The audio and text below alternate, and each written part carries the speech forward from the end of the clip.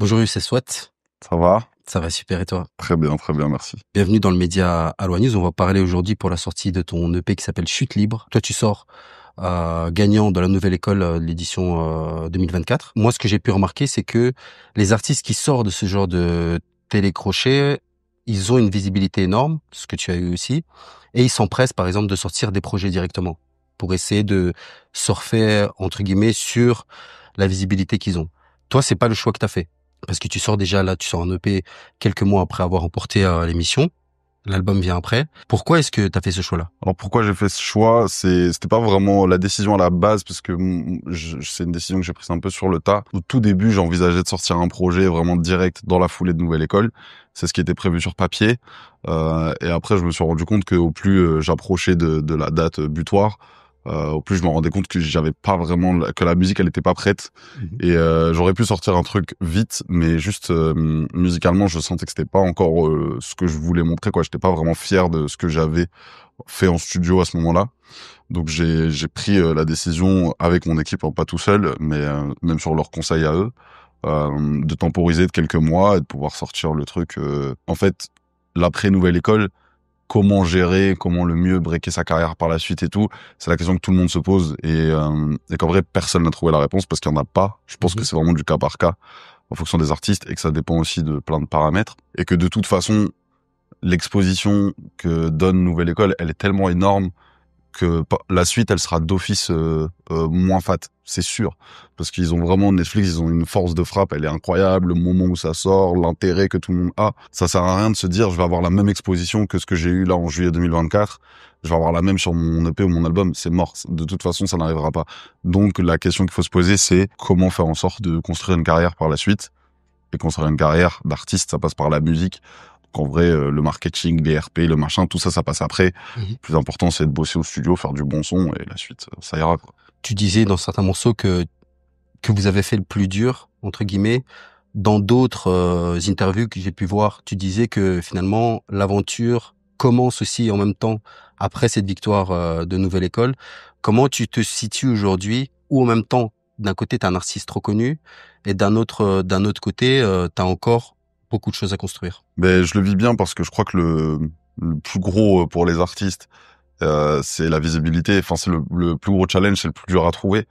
Et c'est là où il y a une sorte de goulot d'étranglement, quoi. C'est que c'est tellement bouché, c'est dur de faire sa place. Faut vraiment jouer des coudes pour que les gens nous connaissent et nous reconnaissent. Mais en effet, moi, je suis très conscient que j'ai beau avoir cette visibilité aujourd'hui, et le côté très pop culture que Nouvelle École et Netflix amènent, qui fait que même les gens qui sont pas forcément du Peura et tout, ils te connaissent. Moi, je me rends compte que ça veut rien dire, et que j'ai encore énormément de choses à prouver, comme t'as dit. C'est assez excitant, parce que ça montre qu'il y a un challenge autour du disque, donc de sortir des bonnes chansons. Il y a un challenge sur la scène. Moi, la scène, c'est un gros chantier pour moi, parce que je fais énormément de concerts. Donc, je dois aussi prouver au public que je bosse bien, que je donne des bons concerts, et puis il y a plein d'autres choses. Tu vois, faire des bons clips, avoir des bonnes promos, des bonnes idées, collaborer avec les bonnes personnes, bien s'entourer, prendre les bonnes décisions au niveau business. Il y a énormément de choses encore à faire. Mais moi, je trouve ça excitant. C'est un cas d'école. C'est un truc où, maintenant quand je dis on a fait le plus dur, pour moi, le plus dur, c'est faire son trou en termes de visibilité. Parce que pour des artistes comme moi, qui ont passé 10 ans, 12 ans dans une sorte de salle d'attente, avec des petites victoires, mais aussi avec beaucoup de gens qui leur donnent pas forcément l'heure, et de devoir se bagarrer, et en plus se dire, tu vois, regarder les gens et se dire, bah, moi, je sais que je suis bon au fond, mais les gens le savent pas encore. Les gens m'ont pas encore entendu, et je crois que une fois que t'as passé ça, tu le vis comme une victoire, et t'essayes de convertir au mieux par la suite. Comment est-ce que tu vois aussi cette attention sur toi? Parce que tu dis que tu es quelqu'un de timide, t'as un côté un peu introverti qui réfléchit tout seul, etc. Comment tu la vis dans ta vie personnelle? Dans la vie personnelle, c'est plutôt bien, parce que j'ai quand même beaucoup de moments où je peux prendre du recul par rapport à tout ça. Donc ça, déjà, c'est une chose qui est importante. C'est que j'y réfléchis beaucoup, je me remets beaucoup en question, j'en parle avec mes proches. Donc ça fait que ça me donne toujours un coup d'avance. Effectivement, je suis plutôt quelqu'un d'introverti dans la vie de tous les jours. Par contre, sur le côté vraiment la musique, ça veut dire les concerts, les médias, donc comme maintenant le fait de faire des interviews, de rencontrer des gens, ou dans la rue, c'est-à-dire les gens qui me reconnaissent, qui me demandent des photos et tout. C'est un truc qui me dérange moins parce que je le distingue un peu. Pour moi, ça fait partie de la casquette d'artiste, du job un peu. Et comme moi, je considère pas vraiment. Enfin, aujourd'hui, la musique, c'est mon métier, mais j'ai toujours du mal à me dire que c'est mon métier. Pour moi, c'est ma passion. Je peux vivre de ça. C'est une chance de ouf. Mais j'ai toujours du mal à faire la frontière entre le rap et ma vie privée et tout. Donc, je vis le tout et ça me dérange pas. Je crois aussi que la plupart je crois que ce qui peut vraiment déranger les artistes, et je le comprends, c'est vraiment tout ce qui est lié à la vie privée. C'est les gens qui te reconnaissent dans la rue, c'est les photos, et absolument tout le temps, tout le temps, tout le temps. Parce que ça peut vraiment être, à partir du moment où tu sors de ta chambre, il peut y avoir des gens qui te reconnaissent, et il y en a, et c'est tous les jours, tu vois. Et du coup, je peux comprendre les artistes qui ont du mal à le vivre. Moi, j'ai la chance, je crois, d'avoir ce truc où je suis pas très starifié avec Nouvelle École. La plupart des gens, quand ils me reconnaissent, sont très calmes. Ils arrivent, ils me parlent, détente, ça prend des photos, ça prend des trucs, mais je me retrouve pas à avoir des gens qui veulent arracher mes vêtements et qui crient et qui pètent un câble dans la rue, tu vois, genre c'est toujours très tranquille. Donc je suis content d'avoir inspiré ça à travers l'écran, comme ça les gens sont en détente, moi je suis en détente, c'est carré, et c'est un truc qui me fait kiffer. Premier degré, moi vraiment j'adore le fait de pouvoir rencontrer plein de gens grâce à la musique. Souvent j'ai des discussions hyper intéressantes, même dans la rue. Même... Ça m'arrive aussi d'aller à des endroits juste tout seul, tu vois, j'ai déjà fait des festivals où tu te balades, les gens ils te reconnaissent, tu parles, machin, tu te fais des potes absolument partout, c'est trop bien. Moi c'est un truc que je vis bien pour l'instant. Après on verra la suite, mais. Tu reçois des nudes? Non, figure-toi que non. Moi, j'en parle des fois avec d'autres artistes qui me disent qu'ils reçoivent des nudes et tout. Moi, je reçois pas. Et ça, c'est un truc dont on s'est rendu compte même avec d'autres gens de Nouvelle École. Je vais pas dire qui, mais moi, je reçois genre des lettres. Tu vois ce que je veux dire? Je reçois des lettres d'amour, des trucs et tout. Je reçois pas de nudes. Mais tant mieux. Moi, je préfère les lettres d'amour. C'est grave mignon. Tu disais dans le projet, moi, je veux rester vrai, m'éloigner de la vraie vie. La question que j'aimerais poser, c'est de dire quoi être vrai et rester vrai aujourd'hui au point où tu en es, dans le sens où j'imagine que quand il y a une telle lumière sur toi, il y a aussi des gens qui te connaissent, que ce soit de loin ou pas de loin, qui ont le sentiment que tu as changé. Comment tu jongles entre le fait que peut-être qu'il y a des gens qui ont ce sentiment-là et d'un autre côté, ta volonté de rester vrai, quoi. Moi, je crois que autour de moi, et je le vois vraiment, et j'en parle même avec mon entourage et tout, tu vois la vie qui a changé, entre guillemets, le quotidien et tout, pour ma part. Mais je pense que mon rapport aux proches et ma personnalité et tout, elle change peut-être pas tant que ça, parce que c'est un truc sur lequel tu sais, je me suis tellement préparé à vivre un truc comme ça dans ma vie que forcément mon quotidien il change, il y a plein de choses qui changent, c'est sûr. Mais dans ma personne, c'est pas tant le cas. En tout cas, c'est pas du tout ce que mon entourage me fait ressentir, parce que c'est pas à moi de le dire, mais plutôt dans mon entourage et tout. Il y avait beaucoup d'appréhension. La période tampon entre le tournage où je savais que j'avais gagné et le moment où ça allait être diffusé, donc où le monde le savait. Ça avait une période tampon où je me posais beaucoup de questions, et avec mon entourage aussi, et où tu sais, de prime abord, on se disait beaucoup, ah, tu sais, les gens ils vont changer, ou bien il y en a qui vont te regarder un peu chelou, où tu vas avoir un peu tous les charros qui viennent autour de toi par intérêt et tout. Et donc c'est un truc auquel je me suis beaucoup préparé, que j'ai presque diabolisé, tu vois. J'étais vraiment en mode, quand Nouvelle École va sortir, mon entourage va commencer à être chelou, et en fait ça n'a pas du tout été le cas, quoi. Je pense que c'est aussi parce que naturellement j'ai tendance à déjà bien m'entourer à la base, et donc d'avoir une base solide et des amis de confiance et tout, et aussi d'avoir les bons rapports professionnels, parce que je crois que la musique a rien à faire. C'est, tu vois, là où il y a les grosses frictions quand t'entends les artistes, leurs équipes, etc., c'est ce qui concerne le business, et parce que souvent ça s'entremêle beaucoup, tu vois, entre les équipes d'artistes où c'est des amis ou des frérots, des machins, puis après il y a des histoires d'argent, ça s'embrouille et tout.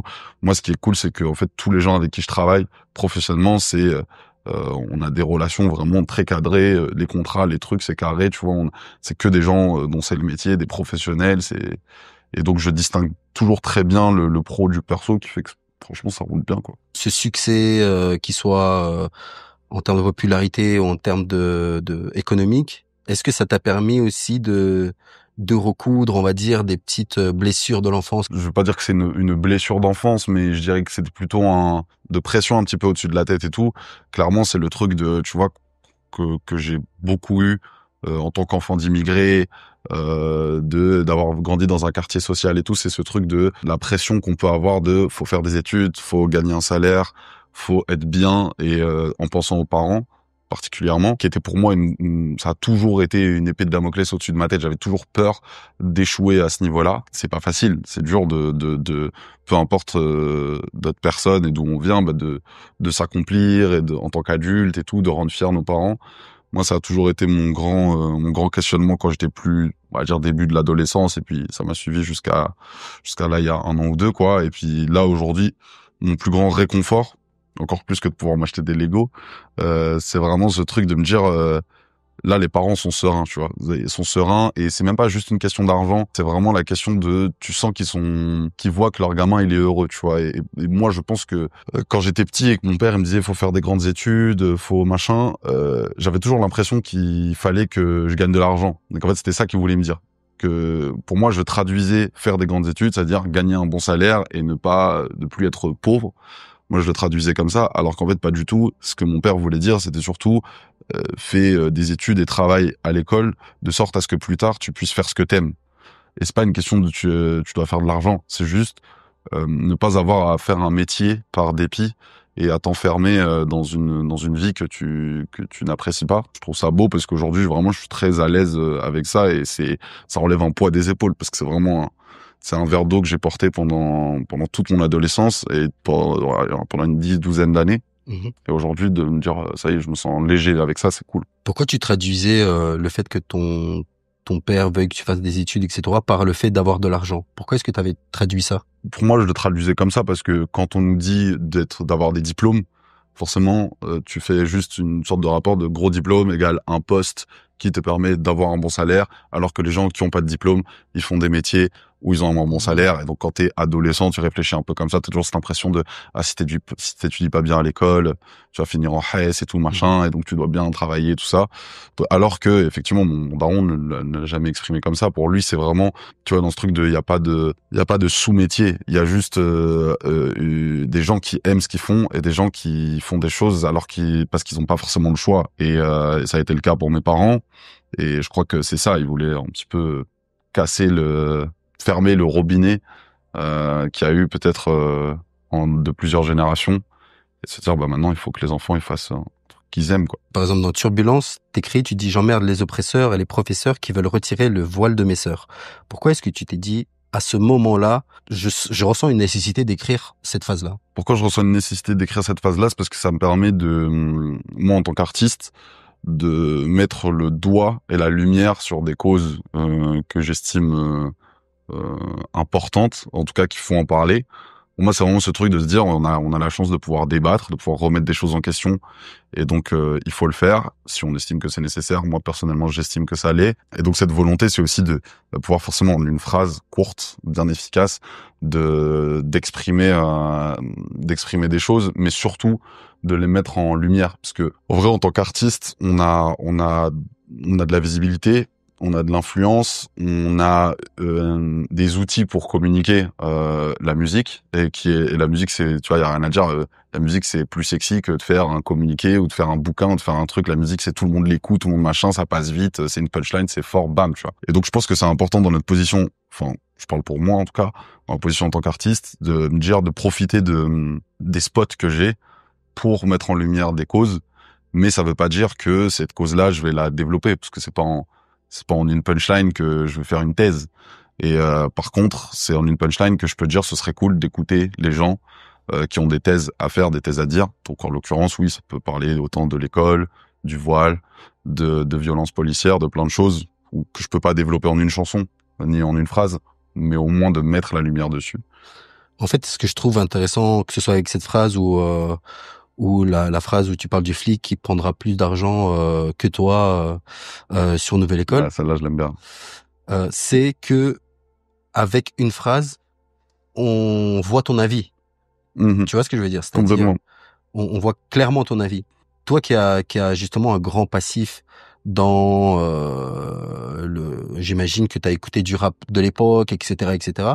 Est-ce que ces phrases par-ci par-là, mais qui sont percutantes, et on sait la position de l'artiste, c'est un peu la nouvelle voie du rap conscient aujourd'hui?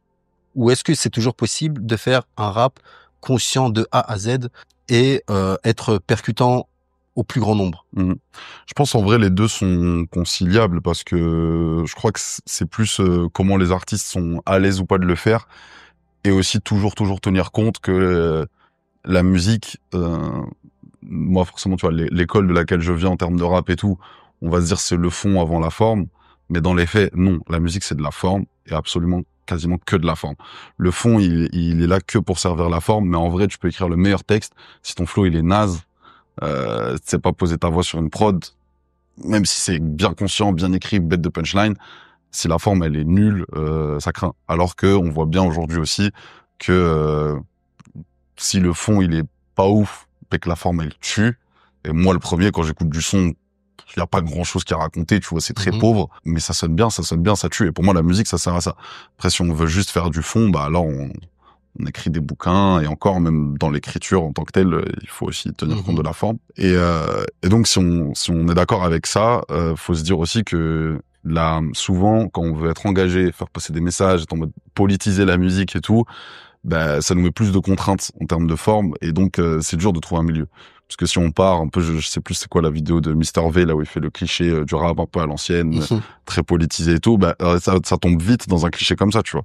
Alors que moi le premier, oui, c'est des sujets qui m'intéressent, mais c'est dur de trouver le juste milieu entre faire être engagé, mais pas que ça soit du cliché de tu vois, le système, Babylone, tout ça, tu vois. Et donc, faut vraiment trouver le bon truc, parce que sinon, ça peut desservir la cause. Donc, moi, j'essaye vraiment j'aimerais bien être encore plus direct en termes de politisation de ma musique.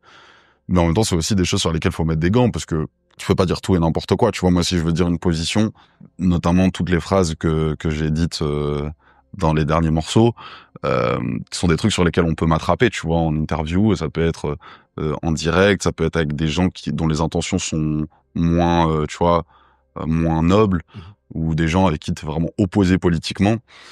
Si tu dis tout et n'importe quoi, après, faut savoir tenir tes positions. Donc, c'est aussi des choses qu'il faut réfléchir, je crois. Et moi, vraiment, je prends le temps de process à 100% n'importe quoi, tu vois. Donc, dès que je le dis, c'est que je suis prêt à l'assumer pendant longtemps. C'est peut-être une question qui fâcherait peut-être les anciens. Est-ce que tu parlais aujourd'hui des titres qui sont facilement digérables, où il n'y a pas grand-chose qui est dit, mais mélodiquement ça tue, etc., etc. Donc ça devient des hits, etc. Il y a un constat qui est de dire oui, le rap a moins de choses à dire, il se conforme à une certaine industrie, etc., etc. pour vendre du vide entre guillemets, etc. Mais d'un autre côté, la question que je me pose, c'est si ça c'est la tendance, est-ce que à l'époque, quand je dis à l'époque, c'est 90, 2000, etc. Est-ce que la tendance c'était pas le rap conscient? C'est-à-dire que à l'époque, je me souviens, si tu fais un son dance, à part voilà, je danse le Mia, peut-être Dayam, etc. Mais si tu fais un son trop ouvert, le rap il validera pas à l'époque. Tu vois ce que je veux dire? Le truc il s'est inversé, que peut-être qu'avant, d'un point de vue entre guillemets capitaliste, le rap conscient c'était l'offre qui correspondait à la demande de la société de l'époque. Tu vois ce que je veux dire? Ouais, c'est une bonne question. C'est un bon débat d'ailleurs même, sur lequel j'ai pas une position très tranchée, très claire. C'est plus, je vais penser tout haut avec toi, mais je pense pas que à l'époque où le rap était plus, on va dire, contestataire et un peu plus anti-système, en tout cas en marge, ou vraiment parallèle à l'industrie musicale telle qu'elle existait avec les radios, les maisons de disques et les médias. Je pense que la musique elle était éloignée, et le fait de faire du rap plus contestataire, c'était pas, je pense pas que c'était une volonté de s'en rapprocher. Je pense que justement c'était une volonté de rester un peu à part et de se dire qu'on fait les choses par nous-mêmes et pour nous-mêmes. Ce qui aujourd'hui, je crois, est encore le cas pour beaucoup d'artistes, et beaucoup d'équipes. Tu vois, parce qu'on voit comment la manière dont se structurent maintenant les équipes d'artistes, les labels, pour essayer de s'affranchir des maisons de disques, de moins dépendre des médias en utilisant leurs propres réseaux sociaux et tout. Je crois que c'est le cas, mais par contre que il y a tellement un effet boule de neige aujourd'hui que le rap il est influencé par je sais pas combien de styles, et que ça s'est vraiment infiltré partout, qui fait que maintenant il y a autant de positions qu'il n'y a de types de rap, qu'il n'y a d'artistes, qu'il n'y a de types de contrats et tout. Donc c'est un peu dur de se dire aujourd'hui, de répondre à ça, parce que je trouve que c'est devenu dur de définir le rap. J'ai l'impression que c'était plus clair à l'époque, qu'il y avait plus que les frontières étaient plus nettes. Aujourd'hui, ça se mélange tellement, c'est de la pop, tu vois. En vrai, c'est tellement devenu populaire, numéro 1 partout, ça passe partout. C'est plus de l'anti-système. C'est que le rap aujourd'hui, il est légitime. Encore, il y a encore beaucoup de choses à faire. En vrai, il y a plein de barrières qui existent encore, mais beaucoup moins qu'à l'époque, je crois. Après, c'est la question justement, c'est est-ce que l'essence du rap, est-ce que sa raison de vivre, c'est d'être en marge, ou est-ce que on se dit que le rap, en fait, c'est plus un style, donc vraiment technique, et qu'en fait, c'est très bien s'il est légitime aux yeux d'un système, de l'industrie musicale et tout. Moi, je dirais plus sur la première option, mais ça, c'est un débat, et chacun a son avis là-dessus. Et dans ce projet-là, je crois que tu dis que le temps est venu pour du rap à l'ancienne, etc. Ouais. Est-ce que ta victoire, c'est quelque chose qui va rester anecdotique d'un point de vue du rap, entre guillemets, je sais pas quel terme lui donner, mais en tout cas un rap qui s'inscrit dans une certaine lignée du rap à texte, ou est-ce que avec la société qui peut se raidir, avec le fait qu'aujourd'hui, c'est une impression de ma part, mais peut-être que des artistes qui commencent à se poser des questions sur ce qu'ils sont en train de faire, Ouais, je suis d'accord. etc., est-ce que tu penses qu'il peut y avoir que le rap à l'ancienne reviendra vraiment au goût du jour, pas pour un public niché, peut-être aussi dans une autre forme, hein, j'en sais pas. Ouais. Ça, c'est une bonne question. Moi, je pense que la forme, en vrai, personne ne le sait. Franchement, c'est la musique qui va parler. Par contre, je suis d'accord sur le côté où en tout cas, moi, je ressens beaucoup le truc les gens ont besoin d'un retour à des choses un peu plus vraies, peut-être un peu moins légères, peut-être, tu vois, et que aussi on traverse une époque tout doucement où l'urgence elle est de plus en plus grosse et que les artistes ont une place importante et que maintenant on attend de plus en plus des artistes qui ne soient pas juste qui ne nous abrutissent pas, mais qui nous apprennent des choses. Mais ça veut pas dire qu'on doit arrêter de se divertir, parce que la musique, elle sert aussi à ça, à se divertir, à être tranquille, à oublier des choses et tout. Donc, pour moi, je pense que ça restera toujours, mais que, en effet, ça aura moins tendance à passer, tu vois, moins flagrant qu'avant. Et par ça, je voulais dire aussi que oui, moi, sur mon passage à moi, est-ce que ça restera anecdotique ou pas, je sais pas trop, mais j'espère, parce que moi, ma victoire personnelle, la fierté que j'ai, c'est que je me rends compte, et j'ai vu ça vraiment à la diffusion, c'est que c'était la victoire d'un message, d'un état d'esprit, d'une position. C'était pas juste ma victoire personnelle. En fait, la plupart des gens, ils me disaient pas Psartek Youssef t'as gagné. C'était en mode on a gagné, tu vois. C'est le rap qui gagne, c'est machin, c'est le truc qui est venu sur toutes les bouches que moi-même j'avais pas forcément préparé. Et c'est beau parce que pour moi, Nouvelle École et Netflix, ils ont quand même un poids, une crédibilité pour donner le là à l'industrie et dire voilà, ça c'est à la mode. Ça aujourd'hui en 2024, 2025, c'est de la musique qui peut être populaire. Et pourtant, bah c'est de la musique à texte, à l'ancienne, c'est un 64 mesures sans refrain, piano, boom bap, t'as punchline, on cite la Secret Connection, on cite Lunatic, machin, enfin Booba, pardon. Et du coup, il y a un côté, il y a un signal que je trouve très cool à envoyer. Moi, je suis fier d'avoir pu le faire et d'avoir pu montrer que, bah, si tu choisis, enfin que en gros, tu peux être sur le fond. Moi, je l'estime comme ça. Après, c'est dur d'en parler à la première personne, mais en gros, si tu rappes, tu rappes, c'est tout, tu vois. En mode de, peu importe si j'avais pas raconté la même chose, c'est-à-dire que c'était moins engagé, que j'étais pas en mode de ok, je veux faire du rap là, mais que j'avais fait un son qui tue, mais c'est tout, ça prend, ça gagne, c'est réglé, tu vois. Et donc, c'est montrer qu'on peut faire des sons qui tuent en parlant, en essayant d'avoir des phrases un peu plus poussées, un peu plus construites. Donc ça, je suis content. Après, est-ce qu'on peut attendre ça de tous les artistes et tout? C'est dur parce que moi-même le premier, j'allais pas du tout partir sur ce truc, parce qu'en fait, une fois que tu te retrouves en finale de Nouvelle École, et je pense que ça peut se comparer à beaucoup de situations que les artistes vivent quotidiennement. C'est-à-dire qu'une fois que tu te retrouves avec un peu d'argent au bout du truc, ben forcément quand j'ai pris la décision, c'était avec ma daronne, c'est différent, mais ma daronne, elle m'a un peu poussé à faire un morceau comme ça, alors que moi j'allais tenter de faire un hit, tu vois, en mode plus ensoleillé et tout. Ma daronne, elle me dit non, faut que tu fasses un classique. Je l'ai fait, je l'ai enregistré, j'ai fait le studio, bam, on est parti, on a fait les répètes, et moi, juste avant de monter sur scène, quand j'entendais ce que JER et Daddy avaient fait, qui est du coup beaucoup plus un hit dans les codes actuels et tout, moi-même, j'étais pas bien, quoi, parce que tu te dis, t'es aux portes de la finale, de la victoire, donc du statut de gagnant. Je suis pas très compétiteur, mais je suis quand même, ouais, putain, je suis arrivé jusque là, ce serait con que, ça, c'est relou de perdre. Et puis de l'argent. Et en fait, effectivement, l'argent, c'est le nerf de la guerre pour tout le monde. Donc, si on te dit, soit t'essayes de faire un hit et de prendre 100 000 euros, soit tu nous fais un classique de rap français, tard à l'époque, mais tu perds.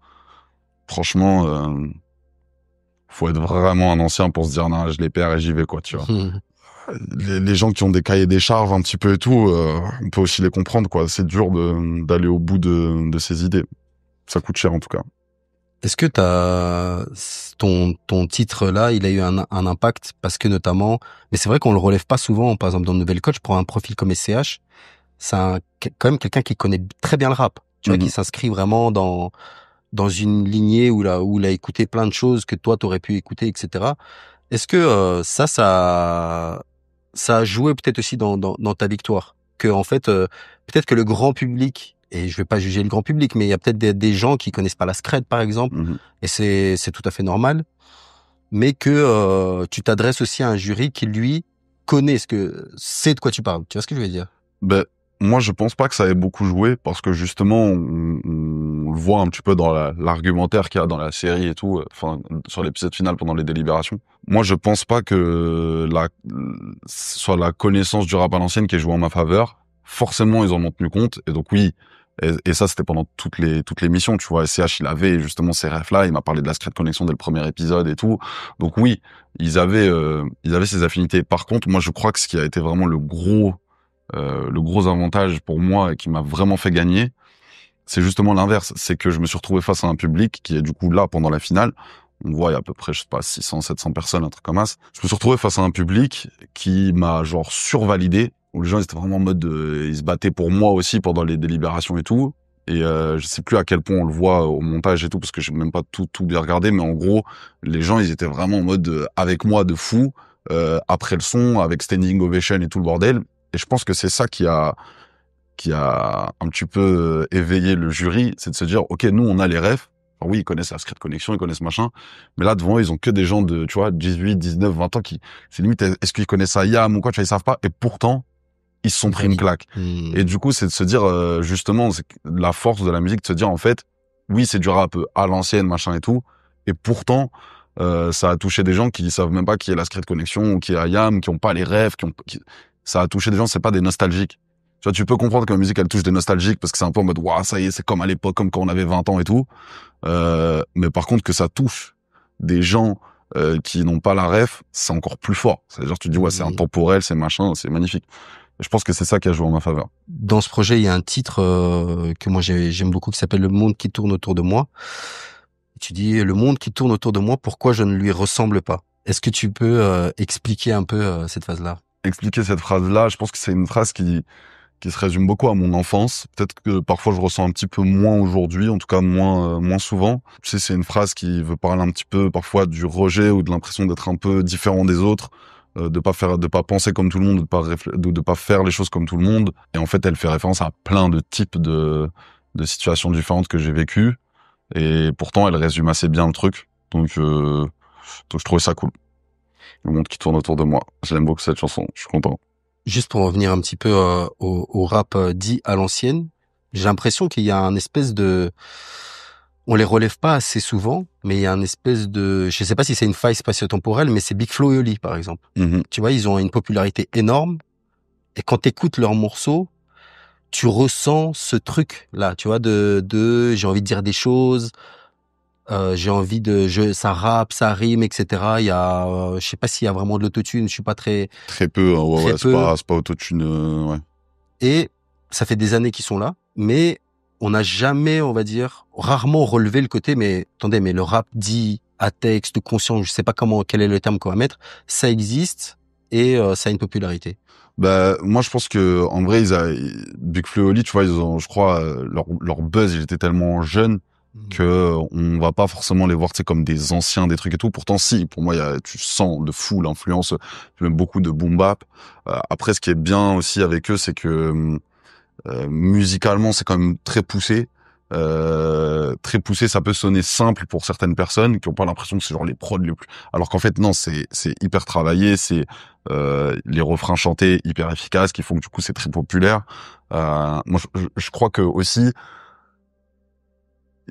ils ont une manière de rapper qui peut être un peu genre connoté rap à l'ancienne et tout, qui fait qu'on va les coller là-dedans, mais ça reste quand même très populaire, et je crois que c'est une partie c'est un parti pris de leur part, et ils l'avaient vraiment bien assumé à l'époque, en mode oui, nous on veut vraiment faire de la musique qui va parler au plus grand nombre, qui va parler aux gens, qui va les toucher, et pas forcément se dire ouais, on est, tu vois, des gens en marge à s'enfermer dans un style de niche et tout. Et puis après, bah, mission accomplie. Et effectivement, Big Flo et Oli, c'est typiquement ce qui est beau, c'est que ça parle à des gens qui ont pas forcément les refs rap, mais plutôt pop. Mais c'est vrai que je suis d'accord quand tu disais tout à l'heure en mode de, on a l'impression que le rap plutôt écrit, très axé sur les textes, qui raconte des histoires et tout, il est en marge, alors qu'en vrai, oui, il y a quand même beaucoup d'artistes qui ont des carrières de fous.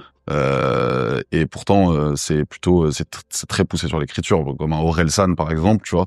Orelsan, il a un côté très populaire, et pourtant c'est clairement, enfin je le trouve plus proche du truc à l'ancienne, écrit machin et tout, que des trucs full autotune, trap vénère et tout, tu vois. Mais ouais. Est-ce que ce rap à l'ancienne, il peut évoluer aussi? Je te dis ça parce que j'ai remarqué, par exemple, des nouveaux artistes qui utilisent blindé de l'autotune. Je pense, par exemple, à SO La Lune, à Khali.